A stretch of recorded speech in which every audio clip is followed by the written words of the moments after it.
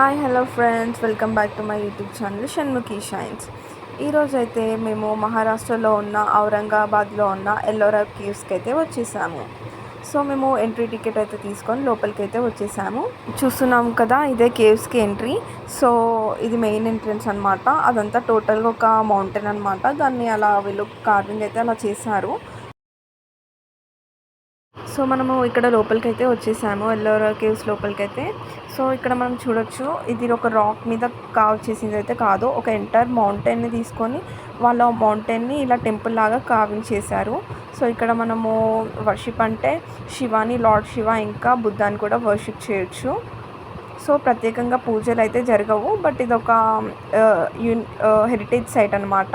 So ఇది చూసాం కదా, ఈ పిల్లర్ మనకి 20 రూపీస్ నోట్ మీద అయితే ఉంటుంది. ఇక్కడ చాలా వరకు ఇలా కార్వింగ్స్ అనేవి చాలా వరకు రాజులు యుద్ధాలు చేసినప్పుడు చాలా వరకు అయితే ధ్వంసం చేశారు. సో మనం ఒక టోటల్ ఆర్కిటెక్చర్ అయితే చూడొచ్చు. ఇక్కడ చూసారు కదా, ఇదే ఆ పిల్లర్. ఇంకా ఆ నోట్లో ఉన్న ఆ రైట్ సైడ్ అలా ఉంది కదా, అది కొంచెం మనం లెఫ్ట్ సైడ్ వెళ్తే మాత్రం మనకు టోటల్ ఫోటేజ్ అలా వస్తుంది. సో ఇప్పుడు నేను అక్కడ మెయిన్ పిల్లర్ దగ్గర అయితే ఉన్నాను. ఇది సెంటర్ పాయింట్ అనమాట టెంపుల్లో, ఎల్లోరా కేవ్లో. ఇంకా మనం టోటల్ కేవ్ ఎక్స్ప్లోర్ చేయడానికి అయితే వెళ్తున్నాము. ఇదేంటంటే ఒక UNISCOకి సంబంధించిన యునెస్కో హెరిటేజ్ సైట్ అన్నమాట. సో ఇది హెరిటేజ్ సైట్గా గుర్తించబడింది. యాక్చువల్గా ఇక్కడ బెస్ట్ విజిటింగ్ టైం ఏంటంటే, మీరు రెయినీ సీజన్లో మహారాష్ట్రకి వస్తే హరిహర ఫోర్ట్ ఇంకా Ellora caves, rainy season is the best visiting time అని చెప్పొచ్చు. ఎందుకంటే back of the Ellora caves ఒక వాటర్ ఫాల్ లాగా ఆ కొండల మీద నుంచి వాటర్ పడుతుంటే ఆ వ్యూ చాలా బాగుంటుంది రెయినీ టైంలో. సో ఇక్కడ మనం చూస్తున్నాం కదా, అదంతా ఒక ఏన్షియంట్ పీరియడ్లో వాళ్ళు అలా కార్వ్ చేశారు. ఇది హోమం అనమాట. దీని లోపల మనం ఫైర్ వేయచ్చు. ఇలా మేము మా ఫ్యామిలీతో అయితే నేను ఒక ఫోటో తీసుకున్నాను. సో ఆ తర్వాత మేము అంతా ఎక్స్ప్లోర్ చేయడానికి అయితే వెళ్తున్నాము. సో ఇక్కడ చూస్తున్నాం కదా, ఇదంతా ఒక కేవ్ అనమాట. టోటల్ ఇందులో 16 కేవ్స్ ఉంటాయి. రైట్ సైడ్ కొన్ని కేవ్స్ ఉంటాయి, లెఫ్ట్ సైడ్ కొన్ని కేవ్స్ ఉంటాయి.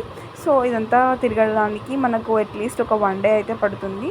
చూస్తున్నాం కదా, ఈ పిల్లర్స్ని వీళ్ళు ఎలా కార్వ్ చేశారో. సో పైన చూడండి ఎలా ఉందో. సో మనం ఇక్కడ మధ్యలో శివుడు ఉంటాడు.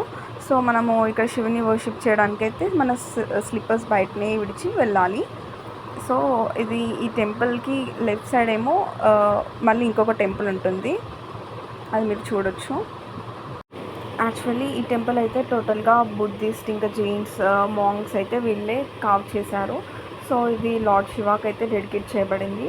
మనం ఇక్కడ చూస్తున్నాం కదా, అక్కడైతే అలా రిబ్కేజ్ అలా బయటికి ఉంది. సో అలా స్కిల్స్ అనేవి చాలా చాలా స్కిల్ఫుల్గా వీళ్ళ కార్వ్ చేశారు. సో ఇక్కడ చూడండి, ఒక గోవు ఇంకా అక్కడ ఒక పర్సన్ ఆ గోవుని తాడుతో లాగుతున్నట్టుగా ఉంది. సో మనం ఇక్కడ నెక్స్ట్ అయితే ఇక్కడ మనం చూస్తున్నాం కదా, ఇవి స్నానం చేసే గదులు అనమాట. ఇలా స్టెప్స్ ద్వారా మనం కిందికి వెళ్ళి ఆ ఏరియాలో మొత్తం టోటల్గా వాటర్ అయితే ఫిల్ అయ్యి ఉంటాయి. మనం అందులో స్నానం చేయడానికి అయితే వెళ్ళొచ్చు. ఏన్షియంట్ పీరియడ్లో వాళ్ళు అలా బాతింగ్కి అలా యూజ్ చేసేవాళ్ళు. సో మనం ఇక్కడ చూడొచ్చు, ఆ డేస్లో కూడా ఇలా ground floor, first floor, second floor అని వాళ్ళు ఇలా బిల్డ్ చేశారు. సో ఇది మాత్రం అమేజింగ్ అనమాట. సో మనం అలా రైట్ సైడ్ స్టెప్స్ ద్వారా మళ్ళీ అలా పైకి వెళ్ళొచ్చు, మళ్ళీ అలా స్టెప్స్తో మళ్ళీ ఇలా పైకి వెళ్ళొచ్చు. సో స్టెప్స్ అయితే ఉన్నాయి. ఇక్కడ చూడండి, మనం ఫస్ట్ ఫ్లోర్లో అయితే బుద్ధ విగ్రహం ఎంత బాగుందో. సో ప్రతి ఒక్క ఫ్లోర్లో మళ్ళీ అక్కడ ఒక యూనిక్ కార్వింగ్స్ అయితే ఉన్నాయి. ఇక్కడ చూడొచ్చు ఎన్ని ఫీట్స్ ఉందో మనము. ఈ కార్వింగ్ అయితే చక్కగా అయితే వీళ్ళు కార్వ్ చేశారు. ఇప్పుడు మనం ఇక్కడ ఈ వ్యూ అయితే ఎంజాయ్ చేద్దాము. అంటే ఈ కేవ్స్ అనేది చాలా ఎత్తుగా అయితే ఉంది. సో మనం అక్కడ పైనుంచి కిందికి చూస్తే మాత్రం మనకి మంచి వ్యూ అయితే ఉంది. Like, share and subscribe.